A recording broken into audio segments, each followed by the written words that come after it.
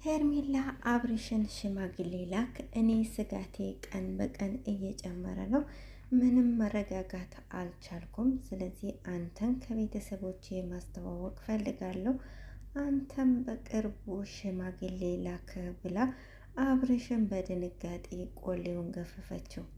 አሰላሙ አለይኩም ወራህመቱላሂ ወበረካቱ። ውድ ቤተሰብ እንዴት ናችሁ? ሰላም ናችሁ? አልሐምዱሊላህ እኔ ጋር ሁሉ ሰላም ነው። በያላችሁ በሰላማችሁ ብዙ ተተርፈልኝ። ውድ ቤተሰቦች እንግዲህ ትላንትና ሄርሜላ አብርሽን ሽማግሌ ላክ ብለዋለች ማለት ነው። አብርሽም ያው ሽማግሌ ላክ ያለችውን ነገር መቆየት አለብን ከዚህ በፊት ተነጋግረንበት የለ ወይ በሚል ተልካሻ ምክንያት ትላላችሁ ሸውዷታል ማለት ነው። በጣም በጣም የሚገርመው ነገር ማለት ነው እኔ እኮ ምለው ወንዶች ማለት ነው። አሁን ለምሳሌ እኔ እንደኔ ያው እንግዲህ ሽማግሌ ቢልኩ ቢጋቡ ምንም አይመስለኝም አሁን ማለት ምክንያቱም በቃ ሩታዬም ተስፋ የቆረጠች ስለመሰለኝ ማለት ነው። ግን ደግሞ አሁን ለምሳሌ ወንዶች አንዲት ሴት ወደድኳት ካላችሁ ወደፊት ከእሷ ጋር መኖር የምትፈልገው ከሆነ እቺ ሴት አርግዛለች ሽማግሌ ለመላክ አሁን ነው ጊዜ ወይስ መቼ ነው? እሺ አንተ የምትፈልጋት ከሆነ ሽማግሌ ለመላክ ለምን ወደ ኋላ አልክ? አብርሽ ሄርሜላን እንደማይፈልጋት በግልጽ አሳወቀ ማለት ነው። ምክንያቱም እዚህ ጋር ሄርሜላ እርጉዝ ናት። እርጉዝ ስለሆነች በቃ ሽማግሌ ልኮ ቶሎ ነበረ ሰብሰብ ማለት የነበረባቸው ማለት ነው። ነገር ግን እሱ ምንድን ያላት ከዚህ በፊት አውርተንበታል። ቀስ ብለን እኔ በምፈልገው ሰዓት ነው ያላት። እሱ በሚፈልገው ሰዓት እሱ ካልፈለገ አልፈለገም ማለት ነው። እና በቃ ለምንድን ነው የሆነ በቃ ሴቶች ላይ መጫወት የምትፈልጉት? አንዳንድ ወንዶች ማለት ነው ሄርሜላ ላይ እየቀለደባት እንደሆነ ነው የገባኝ። ሄርሜላ በጣም ንጹሕ የዋህ የሆነች ልጅ ናት፣ ሁላችንም እንደምናውቀው። ነገር ግን እዚች መሀል ላይ እየጎዳት ነው ያለው። እሷ እርጉዝ ናት። በዚህም በዛም መሰማቸው ወሬዎች አሉ። እነዚህ ወሬዎች አስጨንቀዋታል። አብርሽ ዛሬ ከነገ ይሄድብኛል እያለች የምትጨነቅ ሴት ናት። እርጉዝ ናት እና ሽማግሌ ዛሬ ያላከው መቼ ነው የምትልካው? ልጁ ከተወለደ ጎረምሳ ከሆነ በኋላ እንዴ ሽማግሌ ለመላክ ጊዜው አሁን ነው። አንተ የምትፈልጋት ከሆነ እየዋሻት ካልሆነ ሽማግሌ መላክ አለበት አሁን ነው። እሱ ግን ምንድን ያላት? አይ ገና ነው፣ አውርተንበታል፣ አብረን ማነው ተነጋግረንበታል፣ እኔ በምፈልገው ሰዓት እልካለሁ ብሎ ሸወዳት ማለት ነው። እና በጣም ነው የሚገርመው። ለምን እንደዚህ በሴቶች ላይ ይቀለዳል? ለምን ሴቶች በሚፈልጉት ሰዓት የሚሆነው ነገር አይሆንም? ወንዶች በፈለጉ ሰዓት ብቻ ነው ሊሆን የሚችለው። እሱ ሌላ ክቢላት አስገድዶ በቃ እንድትቀበለው አሳምናት ነበረ። እሷ ግን ስለፈለገችው ሽምግልናውን እሱ በቃ አሳምኖ አሳለፈው ማለት ነው።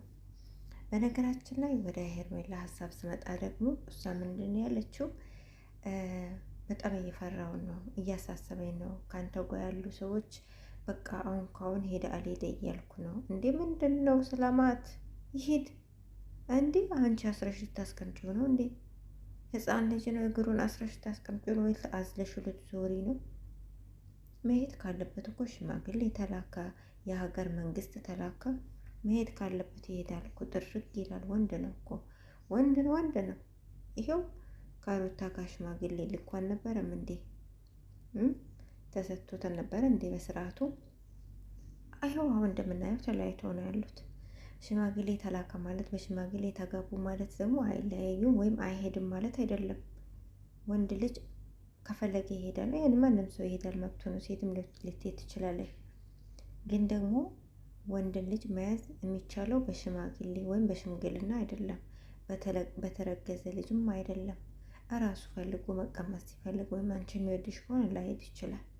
የሚወድሽ ከሆነ ግን እኔ አሁን እንደተረዳሁት አብርሽ አሁንም ሄርሜላን እያስመሰለ እንጂ የወደዳትም አይደለም እየፈለጋትም አይደለም። ግዴታ ሆኖበት የሩታ አለ ስለያዙ ነው እሷ ጋር ያለው እንጂ ቢፈልጋት ትላንት እሷ ባለችው መሰረት እሺ ብሎ ሽማግሌ ይልክ ነበር። እና የእሷ ምክንያት ደግሞ በጣም የሚገርም ነው፣ በጣም የሚያሳዝንም ጭምር ማለት ነው። ሰዎች ከዚህም ከዚህም እያወሩ ነው። አንተ ዛሬ ነገ አለህ የለህም ሄዳለሁ ሄደ ብዬ እያሰብኩ ነው። እንዴ እስከ መቼ እንደዚህ ትሳቀቂያለሽ? እስከ መቼ እንደዚህ ትጠብቂዋለሽ? ሽማግሌ ተላካ እንበልና ልታስሪው ነው? እግሩን አስረሽ ታስቀምጪው ነው ወይስ ሽማግሌዎች አንቺ ጋር አስሮት ነው የሚሄዱት? ምን ጉድ ነው? አንዳንድ ሴቶቹ ደግሞ አስተሳሰባችሁ ይገርማል እኮ የእውነት። እና በጣም ነው የገረመችኝ ሄርሜላ ማለት ነው። እንደዚህ ታስባለች ብዬ አላሰብኩም እውነት። መሄድ ካለበት ሽማግሌ ተላካ፣ የሀገር መንግስታት ተላካ፣ የዓለም መንግስታት ተላካ። አመል ያለበት ሰው ይሄዳል። የማይፈልግሽ ከሆነ ደግሞ ይሄዳል። የሚወድሽ ከሆነ ደግሞ ይቀመጣል። የግድ እኮ አይደለም ሽማግሌ እሱ እንዲያስቀምጠው የሚችለው ማለት ሽማግሌ እንደ ሀገር ባህል ነው እንጂ እሱን ለማስቀመጥ እሱ ከአንቺ ጋር እንዲሆን እሱ እንዳይሄድ ምንም ሊረዳው አይችልም። ሽማግሌ ሽምግልና መላክ በሽማግሌ በወግ ማዕረጉ የተጋቡት ሳምንት ሳይቆዩ እየተለያዩ ነው፣ እያየን ነው። እና ምንም አያገናኘው እና የአንቺ ስጋት የአንቺ ፍርሃት ደግሞ ምንም የሚቀይረው ነገር የለም። አንድ ሰው ከፈራ ከሰጋ እንደውም ማቆየት ነው ያለበት። አሁን ለምሳሌ ይሄ ትዳር ሽማግሌ ቤላክ ራሱ ይሄን ሰውዬ በጣም የምትፈሪ ከሆነ የምትጠራጠሪ ከሆነ ዛሬ ነገ ይሄዳል ብለሽ የምታስቢ ከሆነ እዛ ትዳር ውስጥ አለመግባት ነው እንደውም ትልቁ ትክክለኛው መንገድ ማለት ነው። እዛው ትዳር ውስጥ ገብተሽ በማግስቱ ከመለያየት ሳትገቢበት ነው እንደውም ማሰብ። እንደውም አንቺ ነበርሽ ሽማግሌ ይቆይ ማለት የነበረብሽ። እሱ ግን በተቃራኒው እሱ ነው ይቆያለሁ። እና ለማንኛውም በጣም በጣም ነው የገረመኝ አብርሽ ምላሽ። በጣም ጊዜ ሆኖ ሳለ አሁን አይደለም አለ። እሷ ደግሞ በጭራሽ በሽማግሌ የማያዘውን ወንድ በሽማግሌ አስራ የምታስቀምጥ መስሏት በቃ ዛሬ ከነገ ሄዳል ብዬ እያሰብኩ ይሄድ ምንድን ነው ይሄድ? ያንቺን ነፍስ ይዞ ነው እንደሚሄደው፣ የራሱን ህይወት ይዞ ነው የሚሄደው። ህይወት ይቀጥላል እኮ። ይሄ ሩታዬ ፈታ ቀብረር ብላ እየኖረች አይደል እንዴ? አንቺም ትኖሪያለሽ፣ ህይወት ይቀጥላል። ወንድ ቤት ወንድ ይመጣል። ምንድን ነው ያለ ወንድ አንኖርም አላችሁሳ? ያለ ወንድ መኖር አይቻልም አላችሁሳ? ጉድ እኮ ነው።